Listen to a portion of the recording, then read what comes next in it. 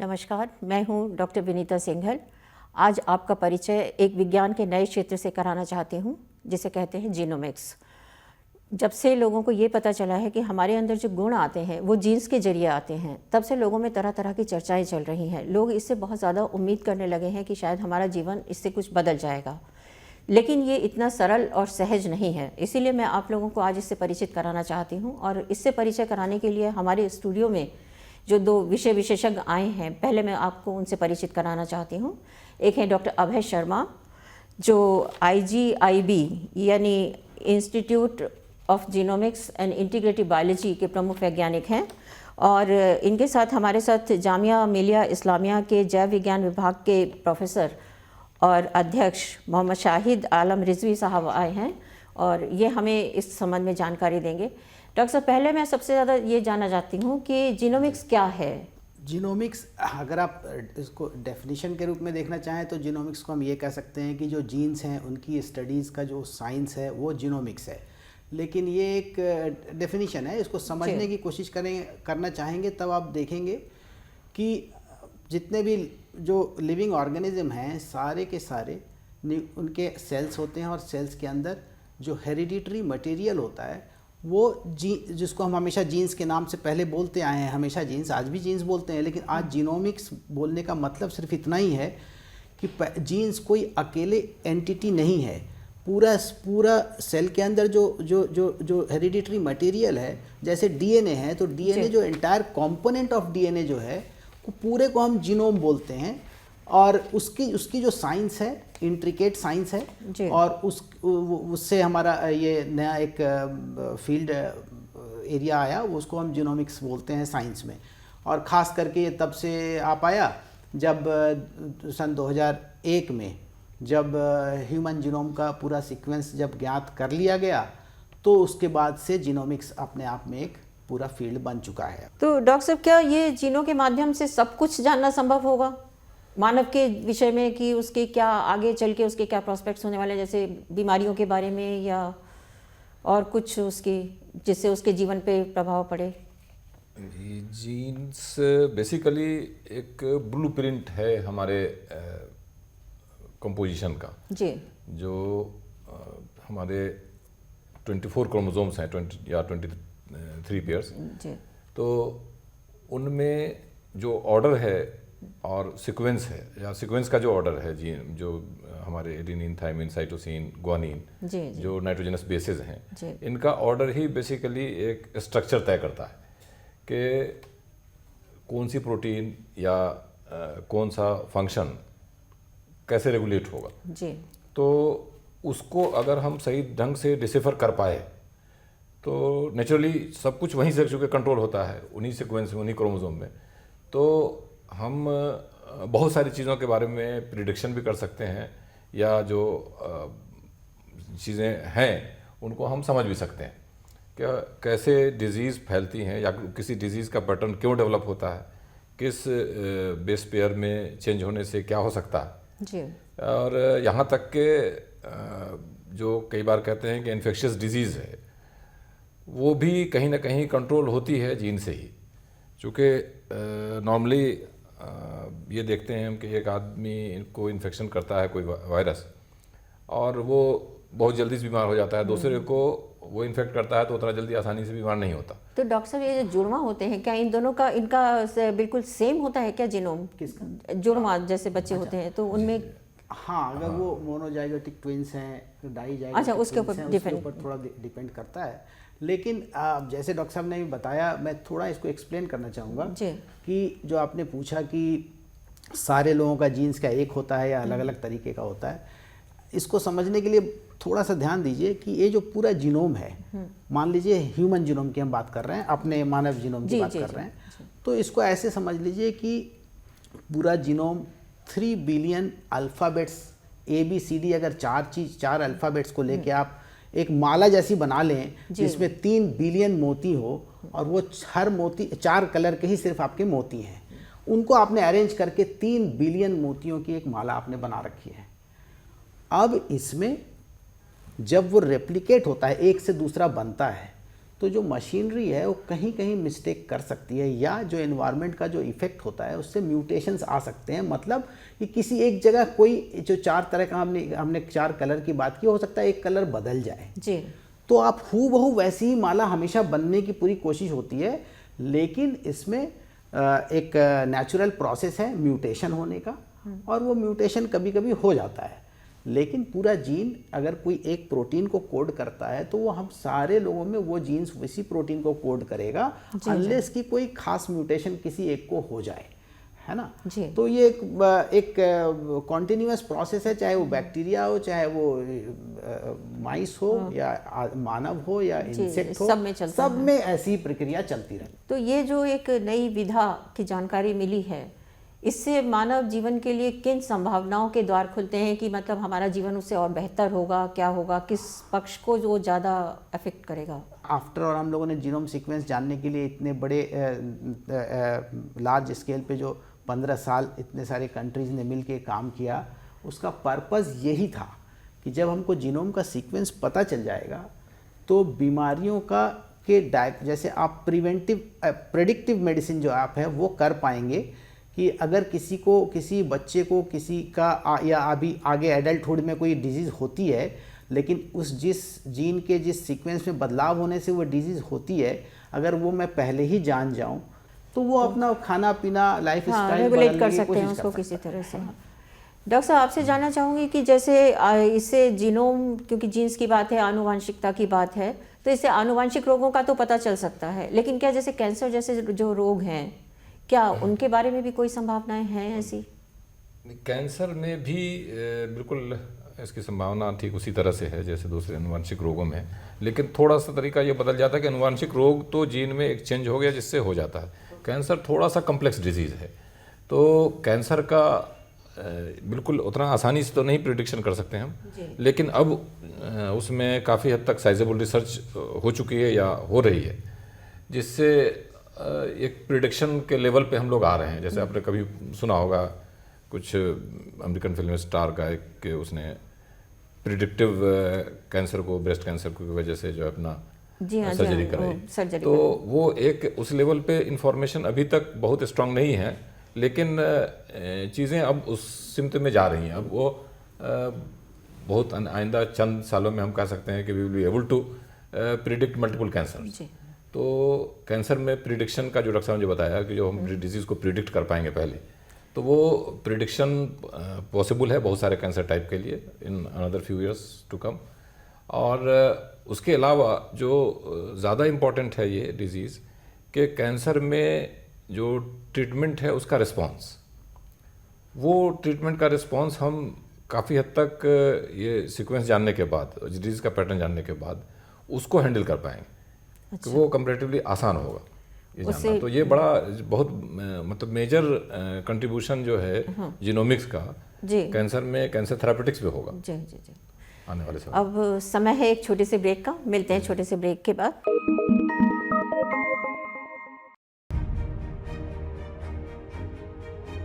India science एक internet आधारित विज्ञान वेब चैनल है। ये चैनल भारत सरकार के विज्ञान और प्रौद्योगिकी विभाग द्वारा शुरू किया गया है, जिसका कार्यान्वयन और प्रबंधन विज्ञान प्रसार कर रहा है। इंडिया साइंस www.indiascience.in URL पर उपलब्ध है। इस द्विभाषीय चैनल की विषय वस्तु हिंदी और अंग्रेजी में उपलब्ध है। इस चैनल को इंटरनेट की सुविधा वाले किसी भी उपकरण पर देखा जा सकता है। ये वीडियो प्लेटफॉर्म विज्ञान और प्रौद्योगिकी के ज्ञान के प्रसार हेतु समर्पित है। विशेषकर भारतीय दृष्टिकोण, लोकाचार और सांस्कृतिक संदर्भ में वैज्ञानिक जागरूकता फैलाने के लिए दृढ़ प्रतिबद्ध है। ये पहल विज्ञान और प्रौद्योगिकी विभाग द्वारा समर्थित है। इंडिया साइंस मोबाइल ऐप्स को गूगल प्ले स्टोर और एप्पल स्टोर से डाउनलोड किया जा सकता है।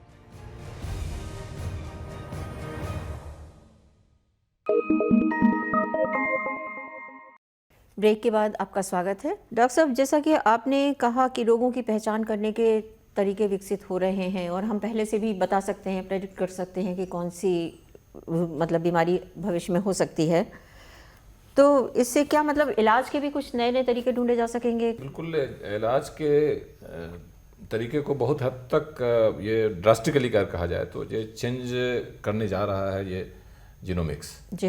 ये जीनोमिक्स की इंफॉर्मेशन अब कंपैरेटिवली सीक्वेंस करना भी आसान है। अगर आपके पास, जैसा कि डॉक्टर ने बताया कि 3 बिलियन हमारे पास ओवरऑल सीक्वेंस है जीनोम का, तो अगर उसका सही ऑर्डर आपको पता है, अगर आपने एक चिप में डाल दिया उसको, तो you can have that chip, जहाँ कहीं भी जाइए अपने पास वो चिप रखिए, और उससे कुछ सालों बाद हम लोग शायद इस स्टेज में पहुंच जाएंगे जिसको हम पर्सनलाइज्ड मेडिसिन कहते हैं। जी। कि हर आदमी के लिए जो मेडिसिन होगी वो अलग अलग होगी। यानी कुछ मेडिसिन की एक सीरीज़ है जो उसको लेने की ज़रूरत ही नहीं है। एंटीबायोटिक 10 तरह की है, आप 10 एंटीबायोटिक मत लीजिए।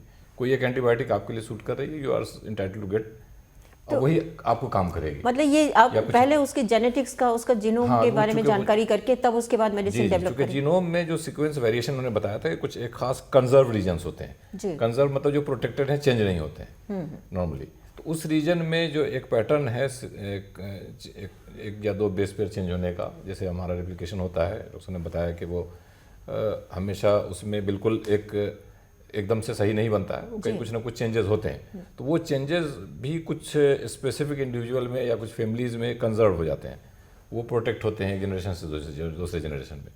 तो वो जो चेंजेस हैं या वो जो पैटर्न है सीक्वेंस का, वो सीक्वेंस कई बार हमारे मेडिसिन के रिस्पॉन्स से रिलेटेड होता है कि उस मेडिसिन के लिए हमारा रिस्पॉन्स, हमारी बॉडी कैसे रिस्पॉन्ड करेगी, उसको एक्सेप्ट करेगी या उस पर ट्रीटमेंट पॉसिबल होगा उस पर कि नहीं। तो इस तरह का पर्सनलाइज्ड मेडिसिन जो है, जैसे कैंसर की ही कोई दवा है मान लिया जाए फॉर एग्जांपल, कि वो हो सकता है एक को सूट करेगी, दूसरे को वो दवा सूट नहीं करेगी, उसके लिए दूसरी दवा आएगी, दूसरी दवा सूट। तो हम उस तरह से चेंजेस करके ये मेडिसिन का एक पैटर्न किसी भी इन्फेक्शन के लिए, किसी भी चीज़ के लिए, वो एक जीनोम से रेगुलेशन उसका रहेगा। तो आने वाले समय में ये एक बहुत बड़ा इंपॉर्टेंट रिवोल्यूशनरी एरिया होने जा रहा है।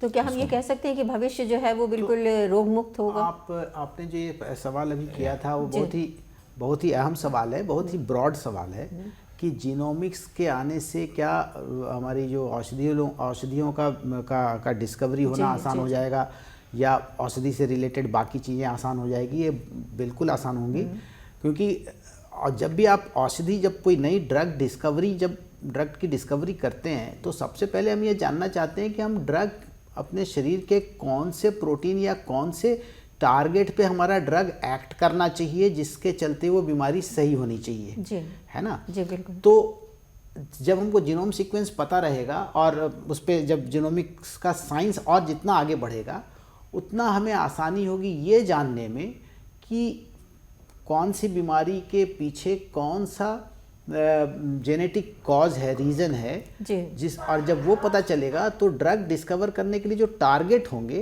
वो टारगेट्स बहुत ही सॉलिड फूटिंग पे रहेंगे, और वो उन टारगेट्स पे जब हम फोकस करेंगे ड्रग डिस्कवरी का, तो वो ड्रग्स ज़्यादा इफेक्टिव हो जाएंगे, आपको ज़्यादा एफिशिएंसी होगी ड्रग डिस्कवरी की। ठीक उसी तरह जब हम दवा खाते हैं तो हर आदमी दवा के साथ एक जैसा बर्ताव नहीं करता।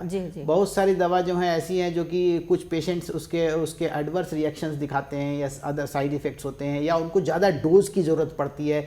ये सब करने में डॉक्टर को समझने में कुछ टाइम भी लग जाता है और बहुत अच्छा खासा प्रेशियस टाइम थोड़ा निकल जाता है। तो जब हमको ये प्रेडिक्टिव मार्कर्स पता रहेगा तो जो डॉक्टर ट्रीट कर रहा है पेशेंट को, वो समझते हुए कि अच्छा इसको ये चेंज है, जेनेटिक वेरिएशन है, तो शायद इस दवा से अच्छा है मैं पहले से ही इसको दूसरी दवा देता हूँ, दवा बी देता हूँ, ए नहीं देता हूँ, ताकि ए देंगे तो ज़्यादा चांसेस है कि ही और she may not respond very well because the person is having some genetic changes in some places which are suppose to be, कि वहाँ पे ही चेंजेस होने से उस दवा का बहुत अच्छा एफिशिएंसी नहीं हो पाती है। तो ड्रग के डिस्कवरी में और ड्रग के ट्रीटमेंट में, मतलब प्रेस्क्रिप्शन में, दोनों ही जगह जीनोमिक साइंस जो है इसका इस्तेमाल बहुत अच्छे तरीके से हो रहा है, होना शुरू हुआ है और आगे बढ़ता जाएगा इसका उपयोग। इसमें कुपोषण की समस्या का भी कहीं कोई समाधान है क्या? कुपोषण को अगर आप देखें तो क्यों नहीं है, जीनोमिक्स हम अभी तक जितनी बातें कर रहे हैं वो शायद मानवीय जीनोमिक्स के ऊपर बात कर रहे जी। हैं, लेकिन जैसा आपको हम लोगों ने बात किया कि ये हर लिविंग ऑर्गेनिज्म का अपना जीनोम है, तो प्लांट का भी तो अपना जीनोम है, और प्लांट के जीनोमिक्स जब साइंस करेंगे, मतलब कृषि के क्षेत्र में भी, कृषि के क्षेत्र में आप अच्छा कर सकते हैं, है ना। जी। और जब वो अच्छा होगा, तो मैं एक बहुत साधारण ब्रॉड बात ये बोलना चाह रहा हूँ कि आपने चूंकि आपका सवाल चूंकि था कि कुपोषण से मुक्ति मिल पाएगी कि नहीं, जी। तो मैंने एक उदाहरण दिया कि अगर आप अच्छे प्लांट वैरायटी अच्छी फसल उपजाएंगे तो वो भी तो एक बहुत बड़ा हथियार होगा हमको कुपोषण से लड़ने के लिए। तो वो भी जीनोमिक्स का वहाँ पे भी मदद है, जीनोमिक्स के प्लांट जीनोमिक्स का इस्तेमाल करते हुए हम प्लांट्स को वो जेनेटिक वैरायटीज क्रॉप्स जैसे आ रही हैं जी। तो पेस्ट रेजिस्टेंस होना चाहिए, salt resistant plant varieties develop हो, है ना। तो इस तरह से जीनोमिक्स का उपयोग आपको अलग अलग क्षेत्र में है, और सब तो अंत में मानव के वेलफेयर के लिए है। जी।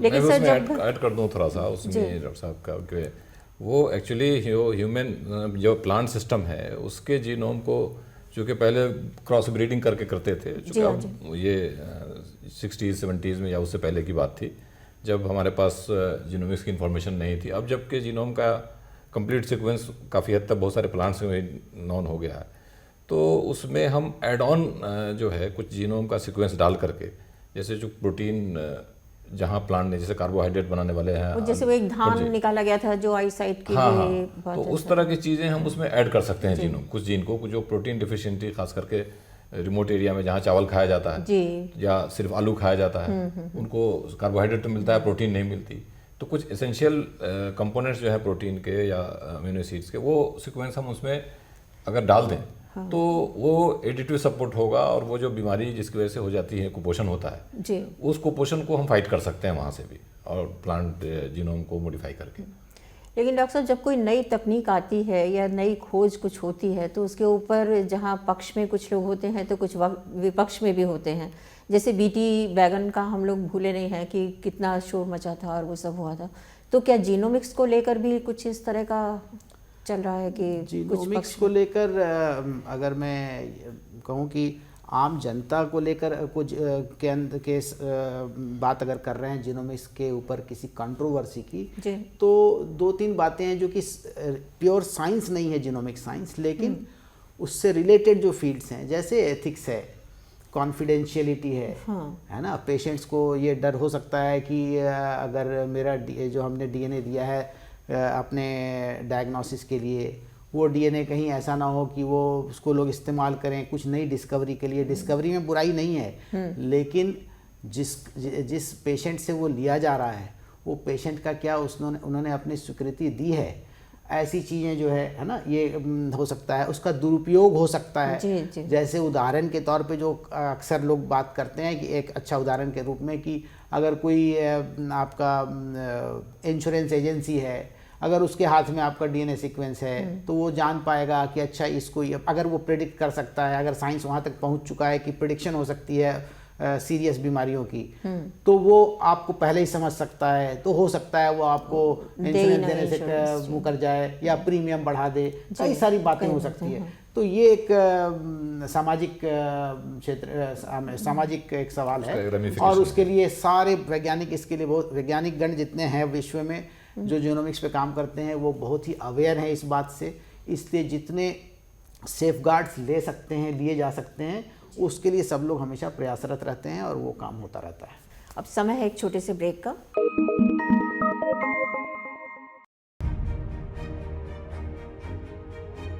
इंडिया साइंस एक इंटरनेट आधारित विज्ञान वेब चैनल है। ये चैनल भारत सरकार के विज्ञान और प्रौद्योगिकी विभाग द्वारा शुरू किया गया है, जिसका कार्यान्वयन और प्रबंधन विज्ञान प्रसार कर रहा है। इंडिया साइंस www.indiascience.in URL पर उपलब्ध है। इस द्विभाषीय चैनल की विषय वस्तु हिंदी और अंग्रेजी में उपलब्ध है। इस चैनल को इंटरनेट की सुविधा वाले किसी भी उपकरण पर देखा जा सकता है। ये वीडियो प्लेटफॉर्म विज्ञान और प्रौद्योगिकी के ज्ञान के प्रसार हेतु समर्पित है। विशेषकर भारतीय दृष्टिकोण, लोकाचार और सांस्कृतिक संदर्भ में वैज्ञानिक जागरूकता फैलाने के लिए दृढ़ प्रतिबद्ध है। ये पहल विज्ञान और प्रौद्योगिकी विभाग द्वारा समर्थित है। इंडिया साइंस मोबाइल ऐप्स को गूगल प्ले स्टोर और एप्पल स्टोर से डाउनलोड किया जा सकता है।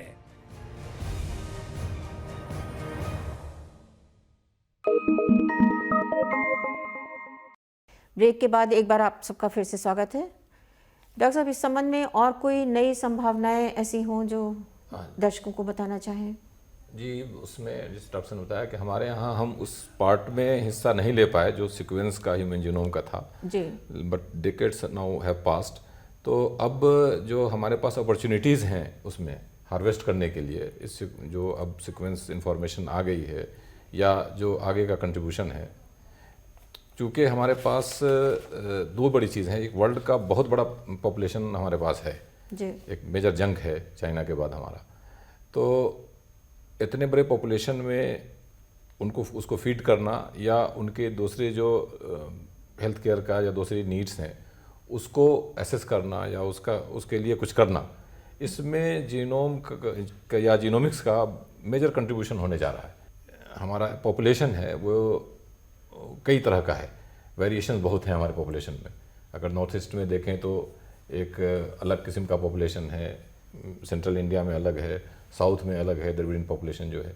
तो ये मंगोलॉयड है, द्रविडियन है या आर्यन है, या कई तरह की हमारे यहाँ रेसेस का कम्बिनेशन है। तो इन सब के जीनोमिक वेरिएशन ही बहुत ज़्यादा हैं। तो इनकी जो स्टडीज़ है वो उसी तरह से होनी चाहिए और होने की ज़रूरत है, और लोग कर भी रहे हैं, नो डाउट इसमें।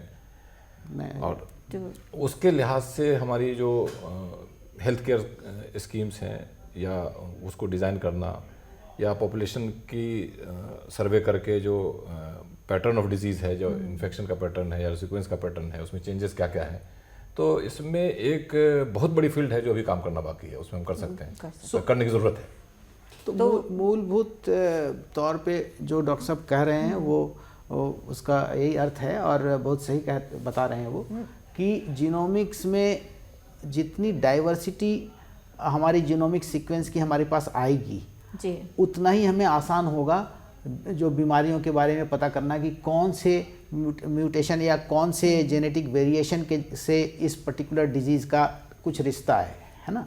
दोनों इसके चलते होती है या नहीं होती है, या कोई ड्रग क्यों काम करता है नहीं करता है। इन सबों के लिए बहुत ज़रूरी है कि हम जितना अधिक से अधिक जितने डाइवर्स ह्यूमन पॉपुलेशन का जीनोम सीक्वेंस जान पाएंगे उतना इस काम को करने में आसानी होगी।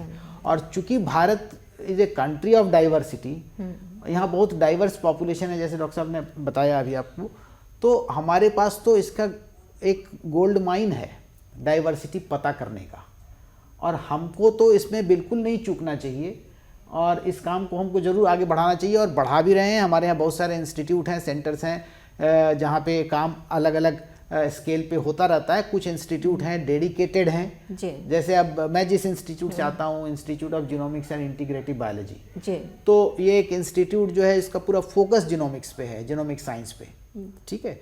इसी तरह बहुत सारे अलग अलग सेंटर्स हैं, CSIR का, बाकी centre for cellular and molecular biology Hyderabad में है। तो ऐसे आपको तमाम बहुत सारे सेंटर्स हैं, ये दो तो मैंने उदाहरण के तौर पे बताया। तो क्या कोई समय ऐसा आएगा जो लोगों का ये कहना सच हो जाएगा कि जन्म कुंडली की जगह शादी के समय, विवाह के समय जैसे हमारे यहाँ जन्म कुंडली मिलाते हैं तो जीन कुंडली मिलाई जाए करेगी? इसमें बुराई मैं इस एक्सटेंट तक नहीं जाना चाहता हूँ, क्योंकि किस बात मैंने इसमें बताना थोड़ा मुश्किल है कि आखिर किस लिए मिलाई जाएगी, है ना, और मिलाने की ज़रूरत भी है क्या।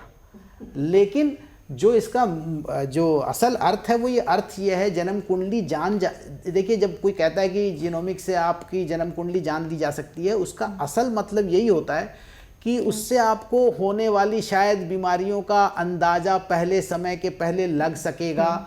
कोई बीमारी आप, कोई दवा आप पे कितना अच्छा काम करेगी नहीं करेगी, इसका भी अंदाज़ा पहले लगाया जा सकेगा। यही तो जन्म कुंडली है, इससे बड़ी और जन्म कुंडली और क्या हो सकती है। डॉक्टर साहब, बहुत अच्छी बातें आपने बताई, आप लोग यहाँ आए, आपका बहुत बहुत धन्यवाद। जीनोमिक्स से जुड़ी ये तमाम जानकारी आपको कैसी लगी, आप अपनी राय और सुझाव हमें नीचे दी गई ईमेल आईडी पर बता सकते हैं। तब तक के लिए हमें दीजिए इजाज़त। नमस्कार।